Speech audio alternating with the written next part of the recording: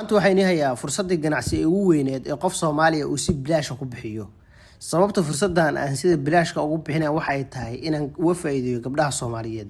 Sida ay ognahay qofkii fursadan ganacsi abuura oo gabar ah ama ninba ha ahaado wuxuu noqon karaa qofka Soomaaliya ugu taajirsan 5 sano ee soo socota. Sida la ognahay magaalada Muqdisho iyo sidoo kale magaalada Nairobi iyo magaalooyinka kale ee adduunka kirada qiimaha ay cirka isku shareeraysa. Laakiin miyaad ogtahay China iyo wadamada qaarkood in kirada laga tagay. Sidaan ognahay gabdhaha Soomaaliyeed waxay aad u xirtaan dharka loo yaqaan cabaayada. Cabaayada qofka asagoo meesha uu rabo ayuu ku iibi karaa. Asagoo jooga Yurub, asagoo jooga America, asagoo jooga Muqdisho, asagoo jooga Hargeysa, asagoo jooga Garowe, asagoo jooga Sacuudiga, goob kasta ayuu ku iibi karaa.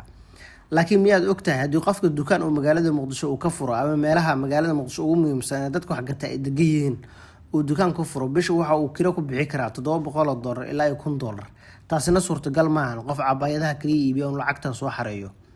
Gabdho badan oo aqaan dukaamadooda ayaa xirmay 2 bilood ee la soo dhaafay ama 2 sano ee la soo dhaafay aan dhahay. Sababta uu xirmana waxay ahayd in kirada bixi waayeen.